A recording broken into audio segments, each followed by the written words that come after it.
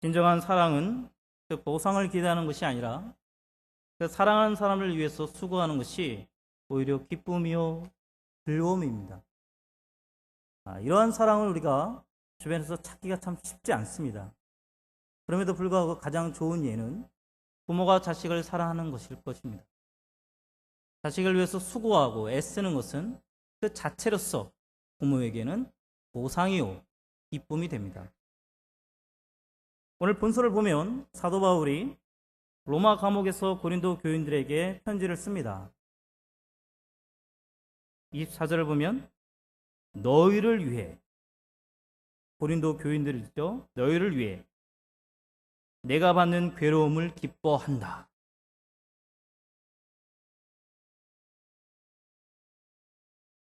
보통 수준의 사람이 아닙니다.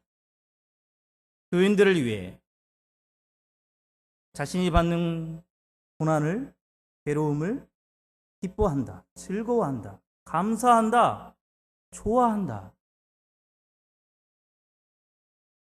자, 그렇다면 사도 바울이 받은 고난이 어떠한 것인지 조금 더 우리가 자세히 살펴볼 필요가 있습니다. 고린도 후서 한번 찾아볼까요? 고린도 후서 11장 23절로 29절입니다.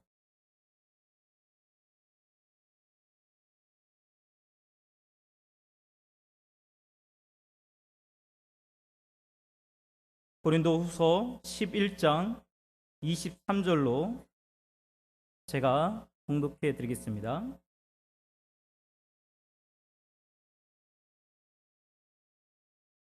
오늘은 준비됐나요? 안 하겠습니다.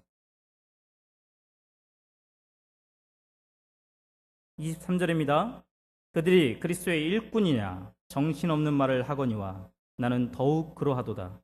내가 수고를 넘치도록 하고 옥에 갇히기도 더 많이 하고 매도 수없이 맞고 여러 번 죽을 뻔하였으니 유대인들에게 40에 하나 감한 매를 5번 맞았으며 3번 태창으로 맞고 1번 돌로 맞고 3번 파손하고 1주야를 깊은 바다에서 지냈으며 여러 번 여행하면서 강의 위험과 강도의 위험과 동족의 위험과 이방인의 위험과 신의 위험과 광야의 위험과 바다의 위험과 거짓 형제 중의 위험을 당하고 또 수고하며 애쓰고 여러 번 자지 못하고 줄이며 목마르고 여러 번 굶고 춥고 헐벗었노라. 이 외의 일은 고사하고 아직도 날마다 내 속에 눌리는 일이 있으니 곧 모든 교회를 위하여 염려하는 것이라. 누가 약하면 내가 약하지 아니하며 누가 실족하게 되면 내가 애타지 아니하더냐. 단순한 고난을 받은 것이 아니라요, 강도가 높은 고난을 받은 사도 바울을 보게 됩니다. 이러한 고난들은 그의 교회를 세우기 위해서 그가 자처했던 것이고요, 좋아서 했던 것입니다. 단순히 자기의 영광과 자기의 명예를 위해서 한 것이 아니라 교회가 교회되기 위해서, 교인들을 온전히 세우기 위해서 그가 이러한 고난을 받았다라고 얘기하는데요. 이런 외적인 어떤 고난보다도 사도 바울에게 있어서 더 고난이라 여겨지는 것은 성도들을 향한 애타는 마음이었습니다. 사랑이었습니다. 자, 그렇다면 이런 고난을 받으면서 기뻐할 수 있는 이유와 근거가 어디에 있는가 살펴볼 필요가 있습니다. 이는 오늘 우리가 본문에서 읽어봤듯이 그리스도의 고난에서 비롯된 것입니다. 그는 하나님을 믿는 사람이었습니다. 유대인 중에 유대인이었습니다. 하나님을 믿는 자였지만 그는 하나님을 제대로 알지 못했어요. 진리에 대해서 관심이 있었고 열정이 있었지만 하나님을 아는 지식과 참된 말씀의 진리를 깨닫지 못한 자였습니다.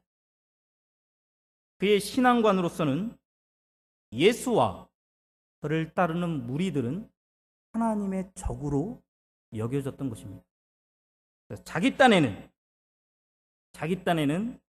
하나님을 위해서 예수와 예수 믿는 사람들을 처형해야겠다, 없애버려야겠다, 쓸어버려야겠다, 굳은 거리를 가지고 그가 앞장을 섰습니다.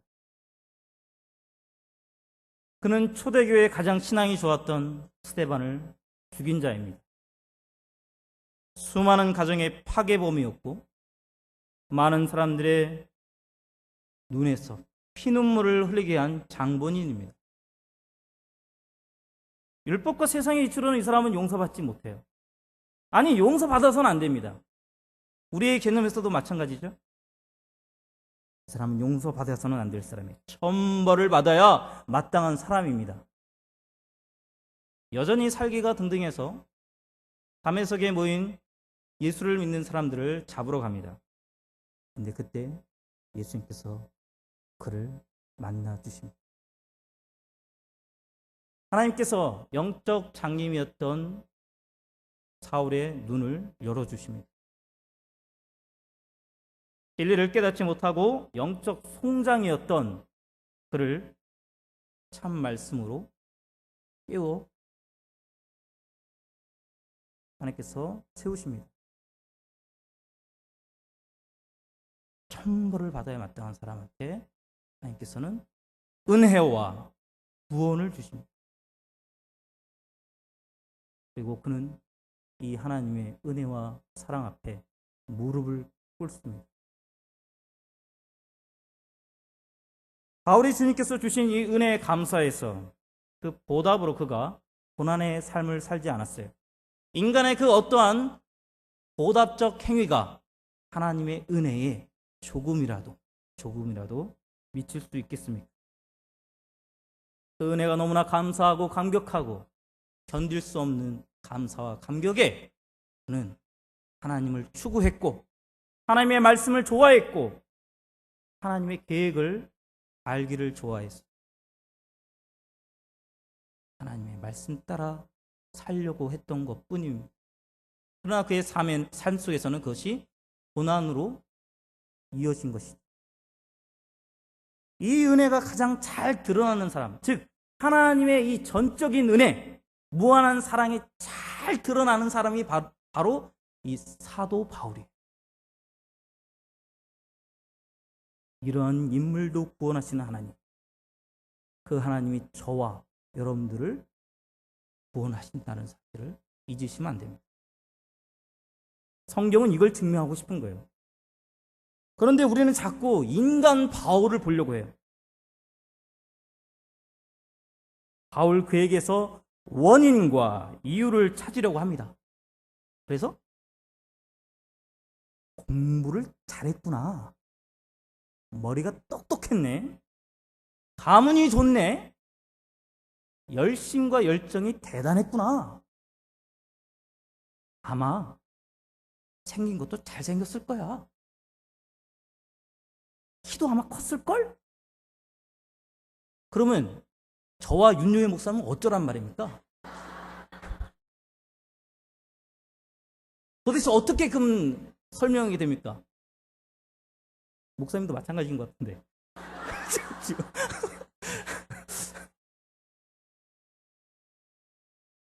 이건 아닙니다. 사도 바울과 같은 존재를 하나님께서 전적인 은혜로 구원하셨다, 이것을 증명하고 싶어서 사도 바울을 세우신 거예요.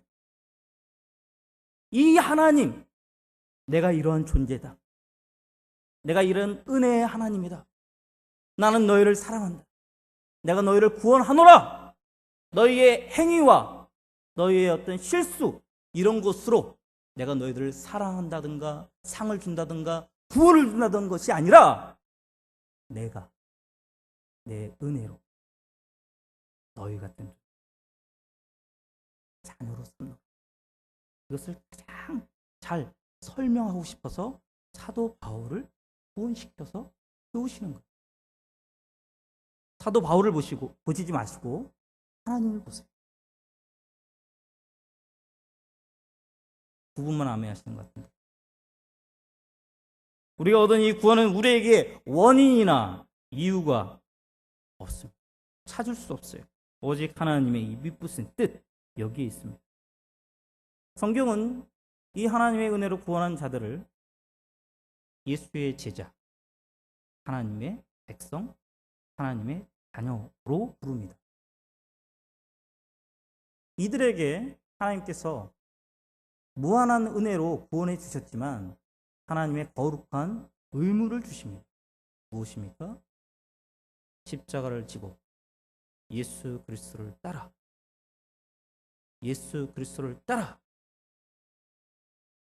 하나님을 본받는 자가 되라. 이것입니다. 예수님이 어떤 길을 가셨습니까? 고난의 길을 가셨습니다. 누구를 위해서? 저희들을 위해서. 예수님의 제자들이 어떠한 삶을 살았습니까? 자기의 십자가를 지고 예수님을 쫓아 그의 몸된 교회를 위해서 고난에 동참했던 자들입니다.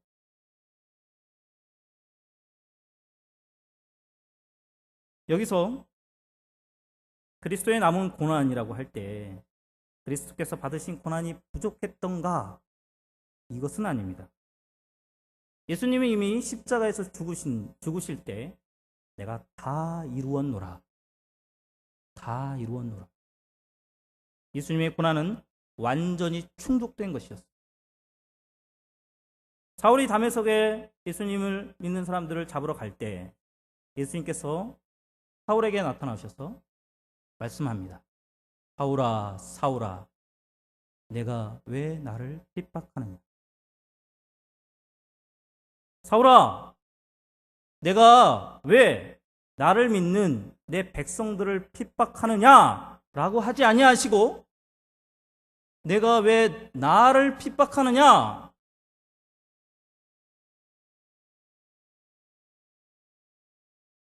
우리가 핍박받는 것은 주님이 핍박받는 거예요. 우리가 주님의 이름으로 고통받고 환난 중에 있을 때 주님도 우리와 함께 고통받으시고 환난 받으시는 거예요. 아픔을 같이 하시는 하나님. 마치 사드락과 메삭과 아벳느고가 풀무불에 있을 때 예수님께서 함께 하셨듯이 주님, 나 나눌 수 없는 신비한 유기체입니다. 교회의 머리 되신 예수님과 그의 지체된 우리는 분리될 수 없는 존재예요. 같이 느끼고 같이 웃고 같이 아파하고 같이 눈물 흘리는 것입니다. 그러므로 그리스도를 위해 고난 당하는 것은 믿는 자의 특권입니다. 바울은 그리스도의 남은 고난을 그의 몸된 교회를 위하여 내 육체에 채우노라 하고 적극적으로 이 고난에 들어가는 것을 봅니다. 이 땅에 교회가 어떻게 세워져 왔습니까? 그것은 그리스도의 고난에 동참하는 하나님의 사람들로 인해서 세워져 왔습니다.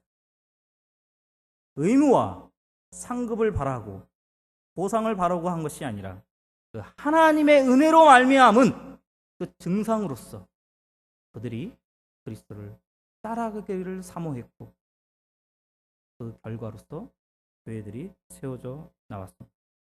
사도 바울과 베드로 여러 사도들을 통해서 초대교회가 세워졌고 중세에서도 그리스도의 고난에 동참하는 자들을 하나님께서 세우셨고 이 시대에도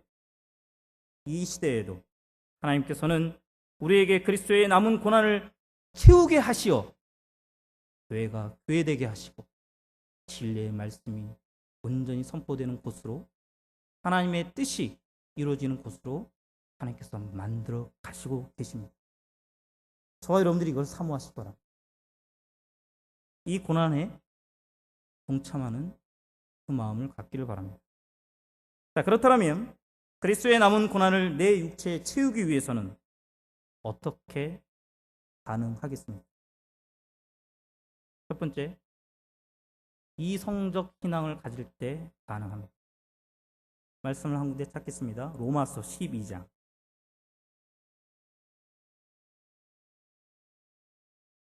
로마서 12장 1절입니다.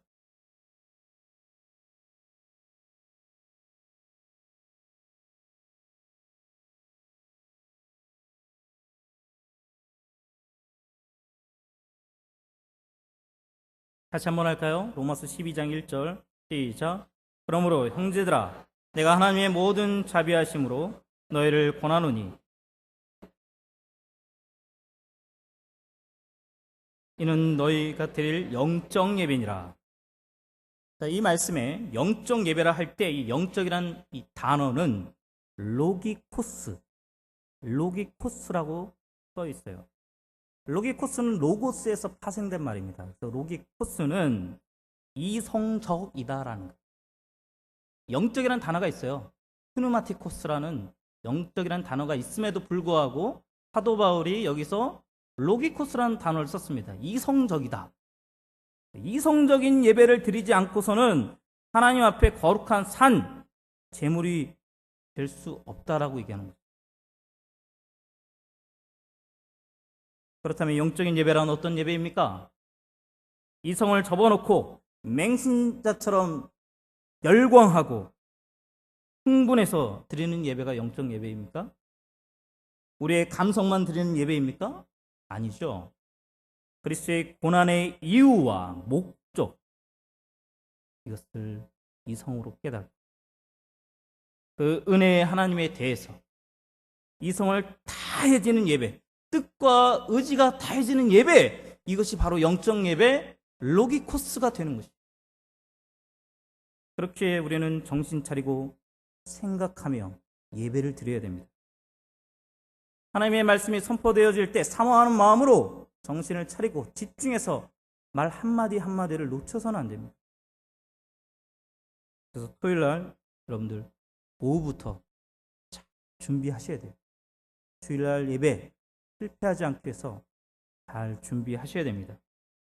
기도로 준비하는 것은 물론이거니와 육체적으로도 피곤하지 않도록 잘 조절을 하셔야 됩니다. 그래서 토요일 밤에는 스탠드바 가지 마세요. 절제하셔야 됩니다. 조절하셔야 됩니다. 노래방도 저녁 때는 가지 마세요. 토요일날 저녁. 월요일날 가시던지 화요일날 가시던지. 예배를 철저하게 드리기 위해서 준비해야 돼요. 정신 차리고 준비해야 돼요. 졸지 마셔야 돼요. 어쩌다 졸 수 있죠. 어쩌다. 상습적으로 조시면 안 됩니다. 상습. 마태복음 6장 28절에 보면 또 너희가 어찌 의복을 위하여 염려하느냐 들의 백합화가 어떻게 자라는가 생각하여 보라. 생각하여 보라. 예수님은 우리가 생각하는 그리스도인이 되기를 원하십니다. 생각 좀 해봐라. 들풀과 새들도 내가 저렇게 입히고 보호하고 먹이는데 하물며 너희일까? 생각해보라. 입고 먹고 사는 수준으로 하나님을 찾지 마세요. 우리가 이성적 신앙을 가지지 못한다면 평생 이 수준, 먹고 사는 수준에서 벗어날 수가 없는 거예요. 요한복음 14장 26절에 보면 성령, 그가 너희에게 모든 것을 가르치고 내가 너희에게 말한 모든 것을 생각나게 하시리라. 생각나게 하시리라. 성령께서 행하시는 사역 중 중요한 것은 주님의 말씀을 생각나게 하시는 거예요. 누가 성령 충만한 자입니까? 이성을 다해서 주님의 말씀을 만나는 자가 성령 충만한 자예요. 하나님의 말씀을 묵상하고 기억하고 그 말씀 따라 살려고 하는 자가 성령 충만한 자입니다. 로마서 8장 18절에 보면 생각하건대 현재의 고난은 장차 우리에게 나타날 영광과 비교할 수 없도다.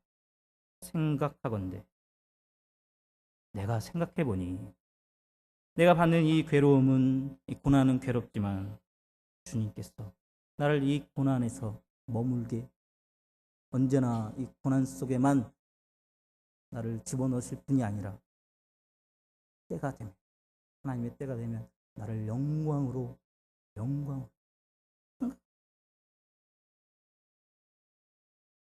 한 절 같이 찾아볼까요? 히브리서 5장입니다. 히브리서 5장 13절로 14절입니다.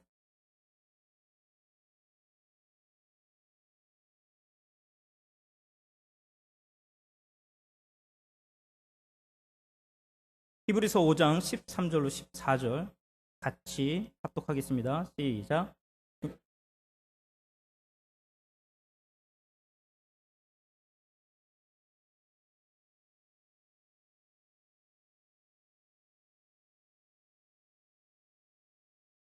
그들은 지각을 사용함으로 연단을 받아 선악을 분별하는 자들이니라.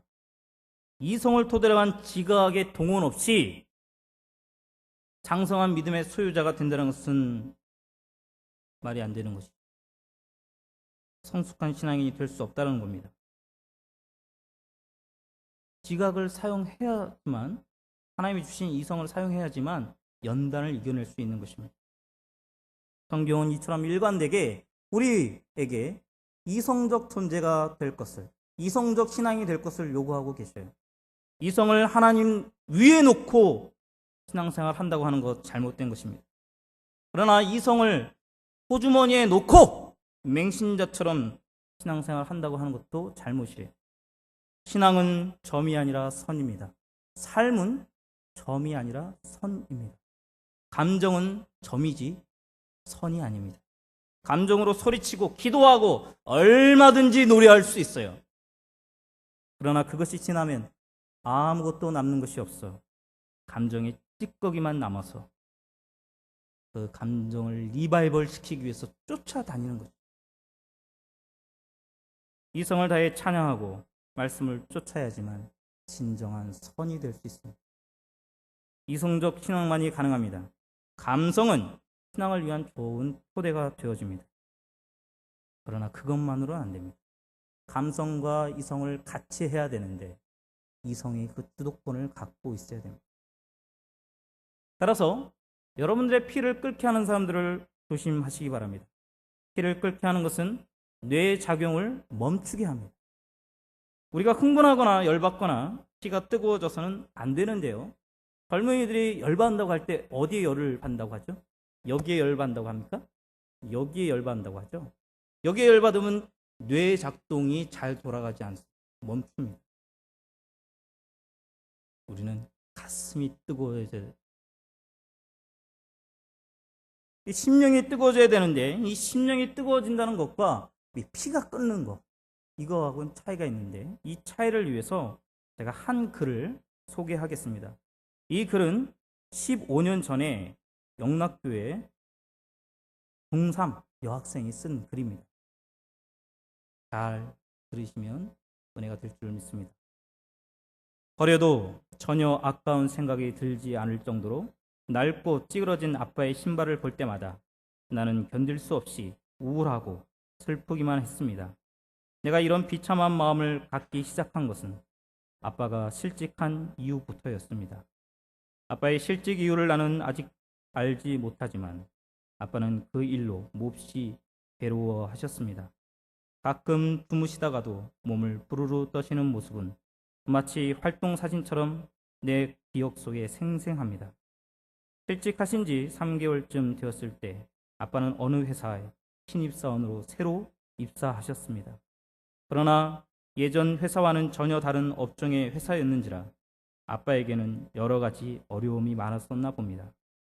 입사하신 지 1개월이 조금 지나 아빠는 다른 사람들이 꺼려하는 출장 근무를 자원하셨고 회사의 허락을 받은 아버지는 그 이후 늘 출장만 다니게 되었습니다. 처음에는 3, 4일이었던 출장이 조금 지나서는 1, 2주로 늘어났고 요즘에 와서는 한 달에 한 번씩만 겨우 집에 들어오십니다.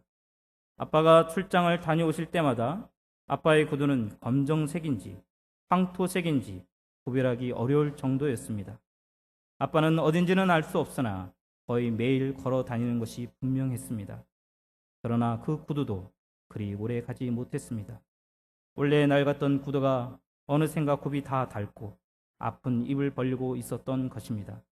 아빠는 그 낡은 구두를 몇 번이나 수선했지만 이제는 더 이상 수선마저 불가능하게 되었을 때 가장 값싼 운동화로 사 신으셨습니다. 우리 남매를 키우시느라 구두를 살 형편이 되지 못했던 것입니다. 그 운동화 역시 한번 출장을 다녀오시자 금방 낡은 신발이 되고 말았습니다. 아빠의 그 신발을 볼 때마다 나는 가슴이 아파 견딜 수가 없었습니다. 그래서 다가오는 아빠의 생신 때에는 반드시 구두를 선물해 드리리라 다짐을 했습니다. 용돈을 따로 받아 모을 형편이 아니었기 때문에 학교 오갈 때 버스를 타는 대신 걸어 다니기 시작했습니다. 몇 주 지나지 않아 금세 2,000원이 모였습니다. 몸은 피곤했지만 마음은 한없이 기뻤습니다. 그리고 몇 달이 지난 어느 토요일 오후였습니다.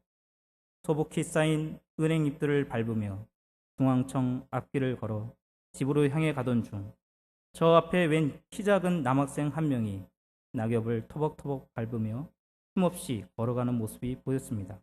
바로 중학교 1학년인 남동생이었습니다. 내가 빠른 걸음으로 다가가 동생의 팔을 잡으며 말했습니다. 너 왜 자꾸 누나 말 안 듣니? 넌 아직 어려서 걸어다니면 피곤해서 성적 떨어지니 반드시 버스 타고 다니라고 했잖아. 동생이 퉁명스럽게 말했습니다. 그럼 난 아빠 구두값을 어떻게 모으란 말이야. 나는 동생에게 애원하듯 말했습니다. 누나가 다 모을 테니까 넌 걱정하지 말랬잖아. 갑자기 동생이 표정을 바꾸면서 물었습니다. 누나는 얼마 모았어? 7,500원이란 대답을 들은 동생이 흥분한 목소리로 말했습니다. 그럼 내가 모은 것과 합하면 웬만한 구두 살 수 있겠다. 누나, 나 그동안 2,000원 모았어. 나 잘했지? 나는 동생이 너무나 대견스러워 하마터면 대로변에서 울음을 터뜨릴 뻔했습니다. 일주일이 지난 그 다음 토요일, 동생과 나는 남대문 시장에서 10,000원짜리 구두를 샀습니다. 그리고 예쁘게 포장한 다음 며칠 남지 않은 아빠의 생신을 기다렸습니다. 아빠가 그날만큼은 꼭 집에 오시기를 간절히 바라면서 말입니다. 마침내 아빠의 생신이 되었습니다. 학교에서 돌아오니 먼저 동생이 풀이 주고 있었습니다. 너 왜 그러니? 어디 아파? 아빠가 오늘 못 오신대. 그러니까 구두를 드릴 수가 없잖아. 동생의 눈에서 눈물이 흐르고 있었습니다. 다 낡아 빠진 싸구려 운동화를 신고 지금도 어느 길 위인가를 걷고 계실 아빠를 생각하자 어느새 내 눈에도 뜨거운 이슬이 한 방울씩 맺히고 있었습니다. 그러나 그것은 아쉬움의 눈물이었을 뿐 더 이상 슬픔의 눈물은 아니었습니다. 우리에게는 아빠에게 드릴 새 구두가 있었기 때문입니다. 이 남매는 아버지의 사랑에 대한 반응으로서 생신에 구두를 선물해 드리기 위해서 버스 통학 대신 걸어 다녔습니다. 몇 달을 흔들림 없이 그 결심을 행동으로 실천해 내었습니다. 이 아이들이라고 떡볶이가 먹고 싶지 않았겠습니까? 오락이나 만화책을 보고 싶지 않았겠습니까? 어떻게 가능했겠습니까? 무엇이 그들로 이렇게 행하게 했습니까?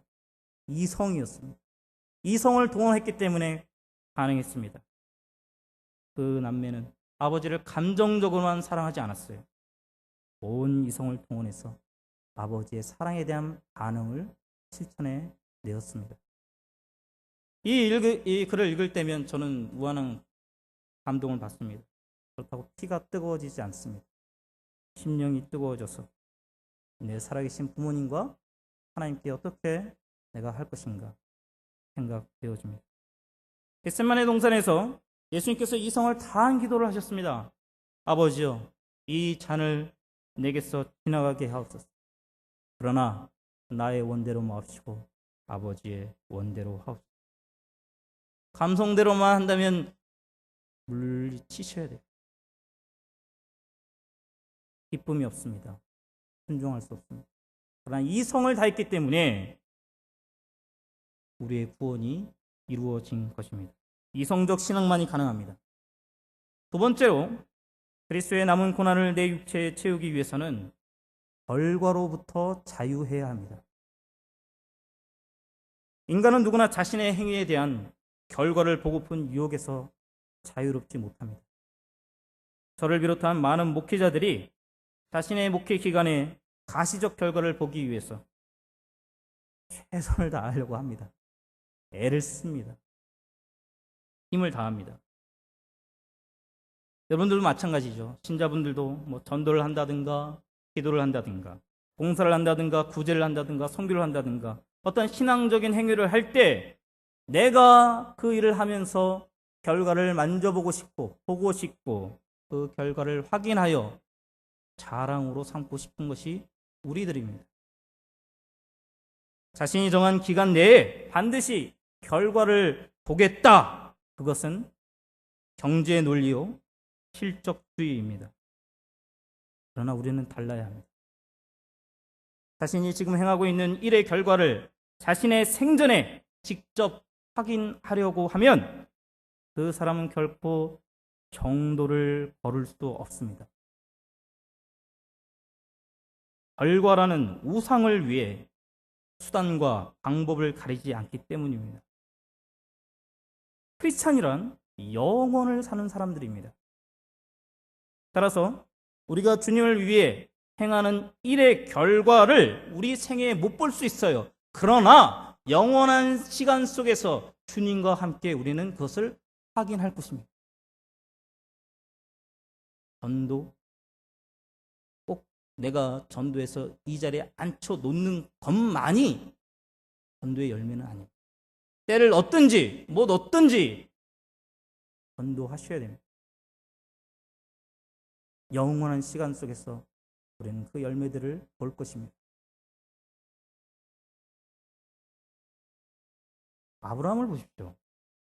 창세기 15장에 하나님께서 아브라함에게 너를 내가 열국의 아버지로 만들겠다. 너에게 복 주어 큰 민족을 이루겠다. 라고 약속을 주십니다. 아브라함이 그것을 사모했습니다. 그 신앙의 삶을 살았습니다. 그러나 그가 생전에 열국의 아비가 되는 것을 확인하지 못했어요. 만지지 못했어요. 누리지 못했습니다. 약 430년이 지난 그때에 그는 하나님의 품에서 그것을 확인했습니다. 사도 바울을 생각해 보십시오. 하나님께서 다메섹에서 사도 바울을 만나주시고 20년간 복음자로서 그를 세워가십니다. 그리고 약 20년이 지난 어느 때에 바울아, 내가 너를 통해서 로마에 있는 나의 백성들에게 복음을 증거하길 원한다. 그리고 이 사도 바울을 로마로 하나님께서 보내십니다. 근데 보내시는 장면이 참 재밌습니다. 20년간 충성을 했지 않습니까? 로마로 변할 때 환송을 받는다든가 초대장을 받는다든가 엄청난 그 대규모의 집회장에서 하나님의 말씀을 전한다든가 이런 식으로 하지 않았고요. 죄수로서 잡혀서 포박당하여 로마로 하나님께서 보내십니다. 그럼 어디로 갑니까? 로마 지하 감옥으로 들어갑니다. 몇 년간 그곳에서 단 몇 사람, 같은 죄수들과 그리고 간수장들, 또 자기를 찾아온 몇몇 사람들에게만 복음을 증거했습니다. 그리고 그는 참수형을 당했습니다. 결과를 보지 못했어요. 그 어떠한 가시적인 업적을 내지 못했어요. 경제의 논리로만 따져본다면 그는 실패자요, 무능한 사람입니다. 사도 바울은 하나님 안에서 결과에 자유로웠던 자였기 때문에 그는 끝까지 그 길을 갈 수 있었던 것입니다. 그도 결과를 보고 싶은 유혹을 가졌던 사람이에요. 그러나 이성을 다해서 그가 절제하고 자기가 달려갈 길을 최선을 다해서 달려갔기 때문에 가능한 것입니다. 이국 땅에서 종살이와 옥살이를 했던 요셉을 보십시오. 자신을 통해 인류를 기근에서 구원하시는 하나님의 비전을 목도한 사람이에요. 만진 사람이에요. 그 중심에 서 있던 사람이에요. 그는 자기 생전에 그것을 보았어요. 그러나 아브라함, 모세, 바울은 보지 못한 사람이에요. 요셉의 결과를 보았다고 해서 그 결과에 집착했던 사람이 아니었고, 바울의 결과를 보지 못했다고 해서 절망한 사람도 아니었어요. 이들의 공통점은 결과에 대해 철저히 자유했다라는 거예요.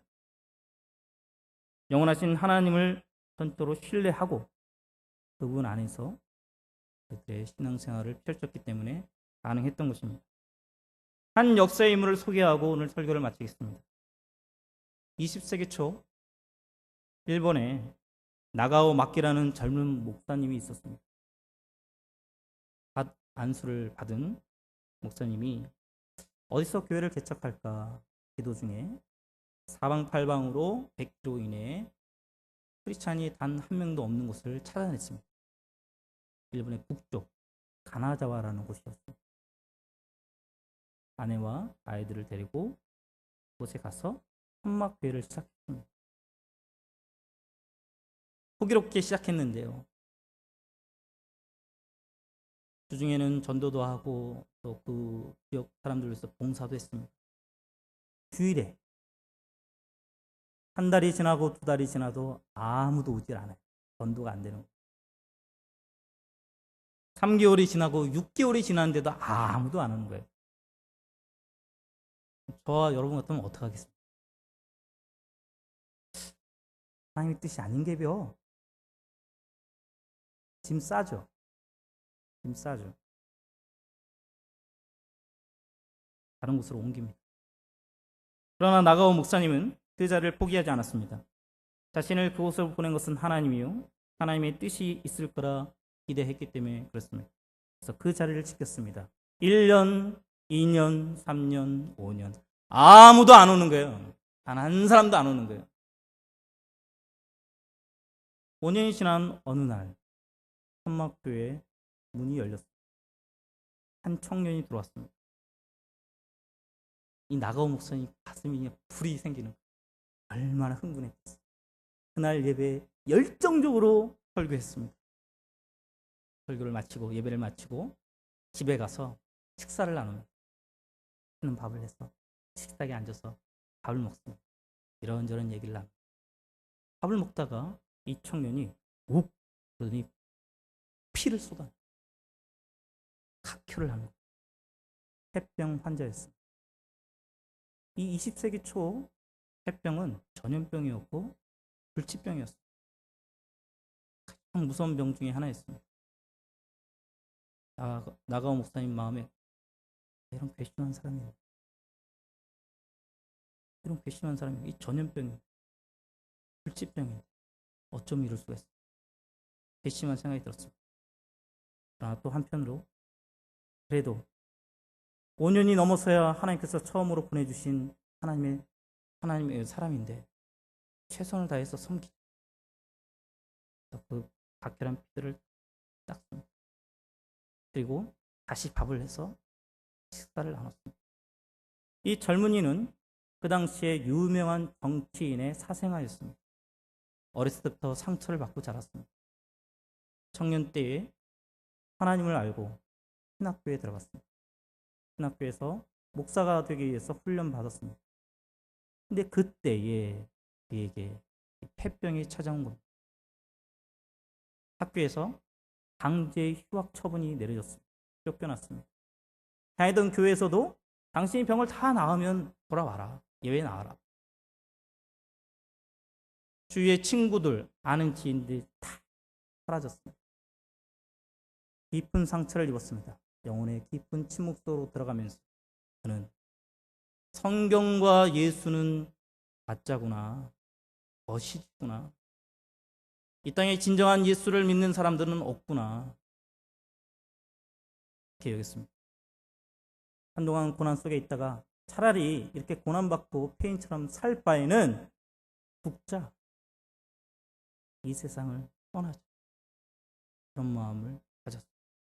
그때 어떤 일을 통해서 나가오 목사님 얘기를 들었습니다.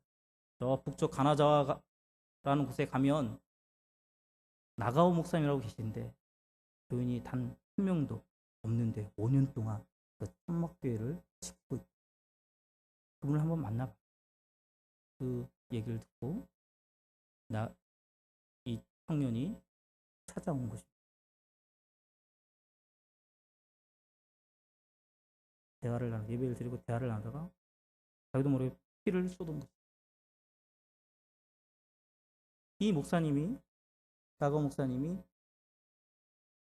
밥을 잘 대접하고 보낼 줄 알았는데, 여보시오 청년, 우리가 같이 삽시다. 건강해질 때까지 최선을 다해서 우리가 섬길 테니까 돌봐줬어. 이 청년이 이 나가오 목사님의 부부로 건강을 회복하고 새롭게 하나님을 만나서 신앙을 회복하고 이제 신학교로 돌아와서 공부를 다 마치고 목사가 되었습니다. 이 목사님이 그 유명한 가가와 도요이코 목사님. 일본의 가장 유명한 두 분이 계시죠. 신학자로서는 우치무라 간조라는 분이 계시고 목회자로서는 이 가가와 도요이코 목사님이 세계적인 명성을 갖고 있습니다. 이 목사님이 고베와 도쿄에서 빈민들을 위해서 목회 사역을 했습니다.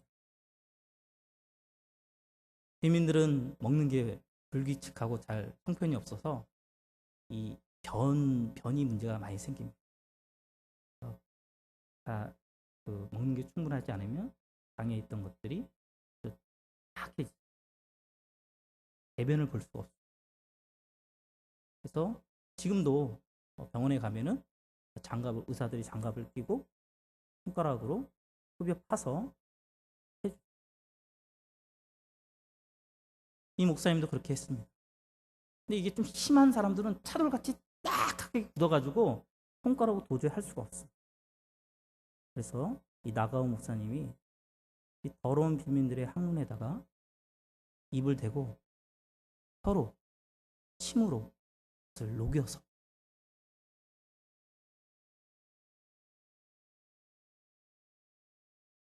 녹여서 빨아서 주위 사람들이 목사님 아무리 그래도 어떻게 그렇게까지 하십니까? 아닙니다. 저는 배운 대로 합니다.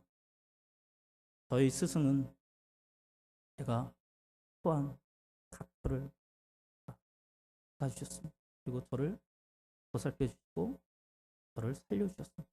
저는 배운 대로 할 뿐입니다. 아니 그분의 모습대로 쫓아가기를 바라는 마음으로 저는 할 뿐입니다.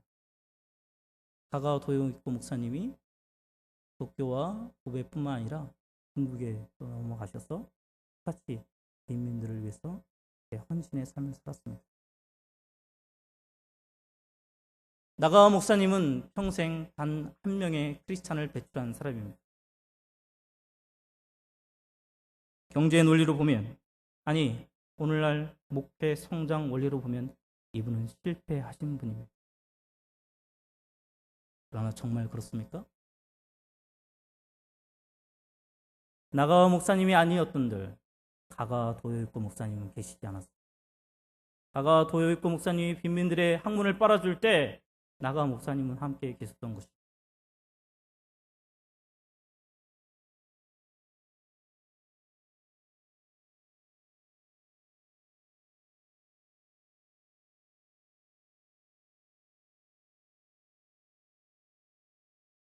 나가오 목사님이 결과를 보고 싶은 유혹에 잡혀 있었던 분이었다면 그는 5년 동안 몇 번이나 천막을 옮겼을 것입니다. 나가오 목사님이 이성적 신앙인이 아니었다면 혈계력으로 피를 토한 청년에게 한 끼 식사는 대접했을지는 몰라도 데리고 살지는 못했을 것입니다. 그리스도의 고난에 동참하지 않기 위해서는 우리들은 얼마든지 이유를 댈 수 있어요. 그리스도의 고난에 동참하지 않기 위해서 그래서 변명, 핑계를 댈 수 있습니다. 감성적 신앙만 안 됩니다. 이성을 다한 이성의 신앙인이 되어야 됩니다. 결과에 자유로워야 합니다. 우리는 영원하신 주님과 함께 결과를 보게 될 것입니다. 주님의 교회를 위해, 그리스도의 몸된 교회를 위해 그리스도의 남은 고난을 내 육체에 채우시는 여러분들 되시기를 축원드립니다. 기도하겠습니다. 사랑하는 여호와 하나님 아버지, 그리스도의 남은 고난에 동참하기를 원합니다. 그리스도의 고난에 동참하는 것은 우리만이 가질 수 있는 특권입니다. 우리만이 가질 수 있는 영광입니다. 우리를 써 주시옵소서. 이성적 신앙인이 되어지길 원합니다. 우리의 삶의 결과에 자유로운 자가 되어지길 원합니다. 오늘도 내일도 하나님의 교회를 섬기는데 최선을 다하고 사모하는 마음이 있게 하여 주시옵소서. 우리 주 예수 그리스도의 이름으로 간절히 기도드리옵나이다.